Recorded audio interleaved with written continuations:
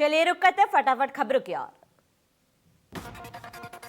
योगी सरकार ने बनाया एक और रिकॉर्ड। किसानों को फसल का सबसे अधिक भुगतान का रिकॉर्ड, सबसे जल्द भुगतान करने में बनाया रिकॉर्ड। योगी सरकार ने बनाया एक और रिकॉर्ड।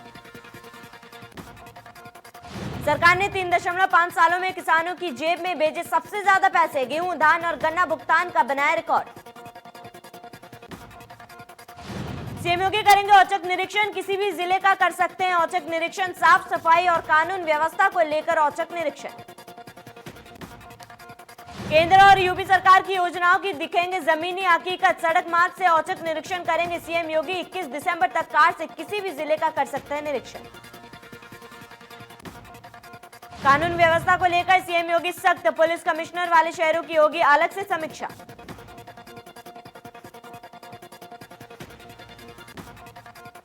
घर घर बांटा जाएगा राम मंदिर का चित्र। राम मंदिर आंदोलन का बताया जाएगा इतिहास। देश की आधी आबादी को बताया जाएगा आंदोलन का इतिहास। भारत के पहले उप प्रधानमंत्री, गृहमंत्री और लौह पुरुष के नाम से मशहूर सरदार वल्लभ भाई पटेल की आज 75वीं पुण्यतिथि। 31 अक्टूबर 1875 को गुजरात के खेड़ा में उनका जन्म हुआ था। इस मौके पर प्रधानमंत्री नरेंद्र मोदी और गृहमंत्री अमित शाह ने उन्हें नमन किया है। पीएम मोदी ने लिखा, सशक्त, सुदृढ़ और समृद्ध भारत की नींव रखने वाले लौह पुरुष सरदार वल्लभ भाई पटेल को उनकी पुण्यतिथि पर शत-शत नमन। अमित शाह ने सरदार पटेल को भारत की एकता का प्रतीक बताते हुए कहा, सरदार पटेल जी का जीवन और व्यक्तित्व इतना विराट है जिसे शब्दों में पिरोया नहीं जा सकता। अमित शाह ने कहा, सरदार साहब भारत की एकता और शक्ति के प्रतीक है। उन्होंने जटिल से जटिल समस्याओं का समाधान कर एक अखंड भारत को आकार दिया। उनका दृढ़ नेतृत्व और राष्ट्र समर्पण सदैव हमारा मार्गदर्शन करता रहेगा। सरदार वल्लभ भाई पटेल की पुण्यतिथि पर सीएम का ट्वीट। सीएम योगी ने ट्वीट कर दी श्रद्धांजलि। पटेल जी को उनकी पुण्यतिथि पर कोटि कोटि नमन। बीजेपी विधायक सुशील सिंह की भूमिका की होगी दोबारा जांच। बीएसपी नेता की हत्या के मामले में होगी जांच। सुप्रीम कोर्ट ने विधायक को मिले क्लीन चिट को किया दरकिनार। किसान आंदोलन का 20वां दिन आज। सिंधु बॉर्डर पर कड़ाके की ठंड में जमे हजारों के किसान। नए कृषि कानूनों का विरोध कर रहे हैं किसान। चिल्ला बॉर्डर पर भारतीय किसान यूनियन के प्रदेश अध्यक्ष ठाकुर योगेश प्रताप सिंह पिछले 2 दिनों से अनशन पर बैठे। साथ ही उनके कुछ कार्यकर्ता भी अब अनशन पर बैठ गए हैं। किसानों का कहना है कि सरकार जब तक उनकी मांगों को नहीं मानेगी तब तक धरना प्रदर्शन जारी रहेगा। नोएडा आने वाले मार्ग को आम जनता की सहूलियत को देखते हुए बंद नहीं किया जाएगा।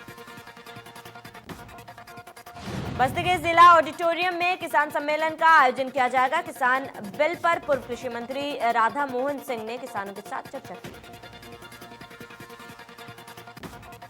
राधा मोहन सिंह ने कहा कि कांग्रेस, सपा, बसपा जैसे दलों ने सत्ता में रहते हुए कभी भी किसानों की सुधि नहीं ली और आज जब प्रधानमंत्री मोदी के नेतृत्व में गांव गरीब किसान के हितों में फैसले लिए जा रहे हैं तो राजनीति चल रहा है।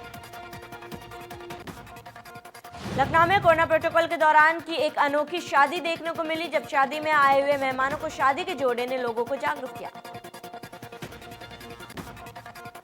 कोरोना काल में शादी में आए हुए मेहमानों में कोरोना ना फैले, इसके लिए दूल्हा और दुल्हन दोनों ने लोगों को सोशल डिस्टेंसिंग के साथ ही मास्क पहनने के लिए प्रेरित किया। अम्बेडकर में बीजेपी नेता ने किया असलहा का प्रदर्शन। परिवार के सदस्यों का असलहा प्रदर्शन की फोटो वायरल। अकबरपुर नगर पालिका परिषद की चेयरमैन ने अपलोड किया फोटो। लखनऊ में प्रदर्शन करने पर सपा नेताओं पर एफआईआर। 5 नामजद और 100 अज्ञात कार्यकर्ताओं पर एफआईआर। जिलाध्यक्ष पर भी दर्ज किया गया मुकदमा। किसान आंदोलन के समर्थन में किया था प्रदर्शन।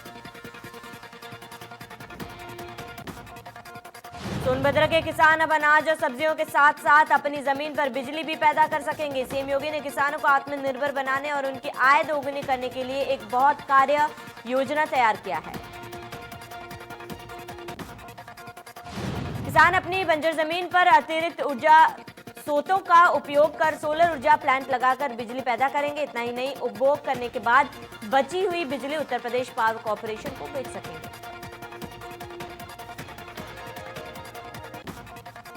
हरदोई के पियानी थाना इलाके में जमीन पर बनी झोपड़ी को कुछ लोगों ने गिरा दिया। लोगों के झोपड़ी गिराए जाने का वीडियो सोशल मीडिया पर भी वायरल।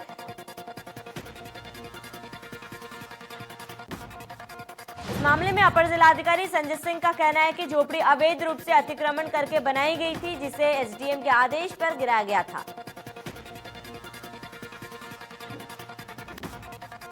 मेरठ में अधिकारी ने मीडिया में प्रेस नोट जारी कर दिया है। जिले की 17 सड़कें पूरी तरह से गड्ढा मुक्त हो चुकी है और उन सड़कों को नो ऑब्जेक्शन का प्रमाण पत्र भी दिया जा चुका है।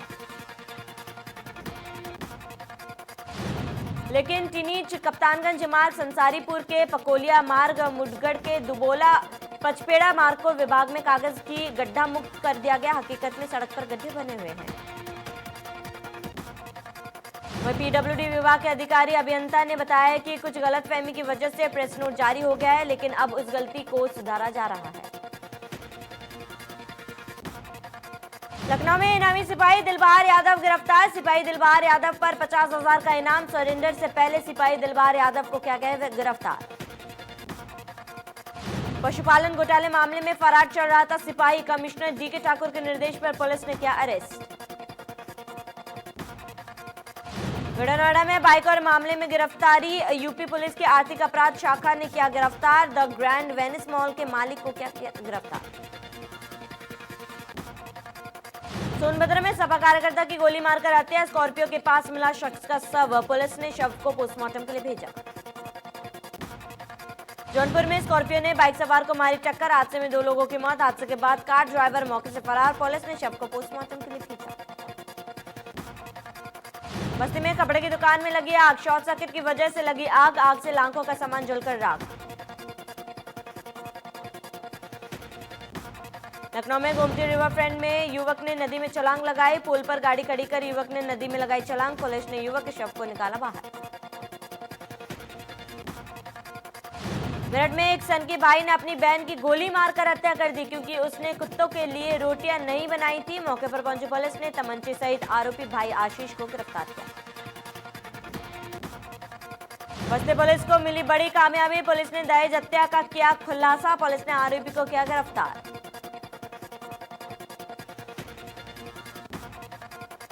मुजफ्फरनगर में अंतर्राष्ट्रीय राष्ट्रीय स्तर की महिला खिलाड़ी के साथ कई साल तक रेप किए जाने का मामला सामने आया है। महिला ने समाजवादी पार्टी नेता, पूर्व प्रधान और उसके भाई पर गंभीर आरोप लगाए।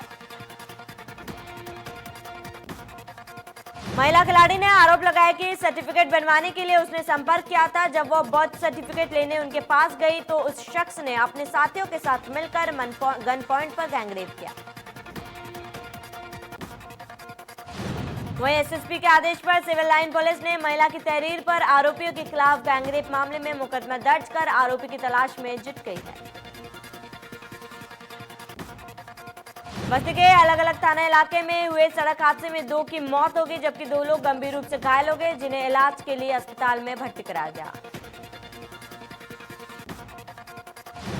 कानपुर देहात में ब्लैकमेलिंग में फंसकर छात्र ने की खुदकुशी। अपने ही दोस्तों पर लगाया ब्लैकमेलिंग का आरोप। 1 लड़की 3 लड़कों पर लगाया ब्लैकमेलिंग करने का आरोप। उत्तराखंड में 10 महीने बाद आज से प्रदेश में खुले यूनिवर्सिटी और कॉलेज। कैबिनेट की बैठक में हुआ कॉलेज खोलने का निर्णय। छात्रों को क्लास में आने से पहले आरटीपीआर टेस्ट से गुजरना होगा। साथ ही छात्रों को अभिभावकों से लेनी होगी लिखित सहमति। लिखित सहमति के बाद ही छात्रों को मिलेगी एंट्री। उत्तराखंड कैबिनेट में 4 प्रस्तावों पर लगी मुहर। लगभग 4096 करोड़ का अनुपूरक बजट को मंजूरी। शीतकालीन सत्र में पेश किया जाएगा अनुपूरक बजट। साथ ही मेडिकल कॉलेज में नर्सों की भर्ती उत्तराखंड प्रतिविधिक शिक्षा बोर्ड करेगा। पीजी करने वाले डॉक्टर से अब नहीं ली जाएगी कोई गारंटी। यूपीसीएल के वित्तीय लेखा रिपोर्ट सदन में रखने के लिए मंजूर। बौड़ी गढ़वाल के चौबटा खाल विधानसभा के विकासखंड पोखड़ा के एक गांव में कोरोना पॉजिटिव की संख्या 89 हो गई। पिछले 7 दिसंबर को स्वास्थ्य विभाग ने गांव में रैंडम टेस्टिंग किया था, जिसमें गांव के 86 लोगों का सैंपल लिया गया था, जिसमें 39 लोग कोरोना पॉजिटिव पाए गए। जिसके बाद 12 दिसंबर को 145 लोगों का सैंपल लिया गया। गांव में लगातार कोरोना पॉजिटिव की संख्या आने से गांव और आसपास के क्षेत्र में भय का माहौल। नोडल अधिकारी का कहना है कि स्वास्थ्य विभाग की टीम गांव में कोरोना पॉजिटिव आए लोगों को होम आइसोलेट कर दिया गया। उत्तराखंड में कोरोना संक्रमण की रफ्तार तेजी से बढ़ रहा है। बीते 24 घंटे में 6 और संक्रमित मरीजों की मौत हुई, जबकि 577 लोग संक्रमित मिले। अब कुल संक्रमितों की संख्या 83,000 पार पहुंच चुका है। स्वास्थ्य विभाग के आंकड़ों के अनुसार रविवार को 12,837 सैंपलों की रिपोर्ट नेगेटिव आई। देहरादून में 164, अल्मोड़ा में 28, बागेश्वर में 14, चमोली में 39 कोरोना के नए केस, जबकि चंपावत में 7, हरिद्वार में 39, नैनीताल में 88, पौड़ी गढ़वाल में 80, पिथौरागढ़ में 25, रुद्रप्रयाग में 11, टिहरी गढ़वाल में 24, उधमसिंह नगर और उत्तरकाशी में 28 मरीज मिले। कोरोना बीमारी के संक्रमण के बीच देश के सबसे बड़े अस्पताल एम्स के नर्सिंग स्टाफ की हड़ताल का आज छठा दिन। नर्सों के हड़ताल पर जाने से अस्पताल में भर्ती मरीजों की परेशानी बढ़ गई। देर रात अस्पताल पहुंचे मरीजों का हड़ताल के चलते इलाज नहीं हो पाया। दरअसल नर्सिंग स्टाफ की मांग है कि वो छठे केंद्रीय वेतन आयोग की अनुशंसा को लागू करना और अनुबंध पर भर्ती खत्म करना मुख्य रूप से शामिल हो, जिसको लेकर नर्सिंग स्टाफ अनिश्चितकालीन हड़ताल पर है। करीब 5,000 नर्स सोमवार दोपहर से हड़ताल पर चली गई हैं, जिससे अस्पताल में मरीजों की देखभाल सेवाएं बाधित हुई। नर्सिंग स्टाफ के अचानक अनिश्चितकालीन हड़ताल पर चले जाने के बाद एम्स के निदेशक ने उनसे आंदोलन वापस लेने और काम पर लौटने की अपील की है। उत्तर भारत ठंड का कहर देखने को मिल रहा है। दिल्ली एनसीआर में आज न्यूनतम तापमान 6 डिग्री तक पहुंच गया, जिससे लोगों को कपकपा देने वाली सर्दी की सीतम का सामना करना पड़ा। देश के पहाड़ी इलाकों में बर्फबारी से मैदानी राज्यों में ठंड बढ़ गई है। जम्मू कश्मीर और हिमाचल प्रदेश में कई स्थानों पर पारा शून्य के नीचे चला गया, जबकि उत्तरी राज्यों में दिसंबर की ठंड ने रंग दिखाना शुरू कर दिया। मौसम विभाग के मुताबिक अभी अगले दो दिनों तक उत्तर भारत में रात के तापमान में 3 से 5 डिग्री की गिरावट देखी जा सकती है। वहीं हरियाणा, चंडीगढ़ और उत्तर पश्चिम राजस्थान में भी तापमान में गिरावट के साथ ठंड की स्थिति बनी रहेगी। तापमान गिरने से उत्तर भारत के अधिकतर इलाकों में कोहरे का असर दिखाई दे रहा है। महाराष्ट्र में भी पहाड़ी राज्य जैसा ठंड का एहसास होगा।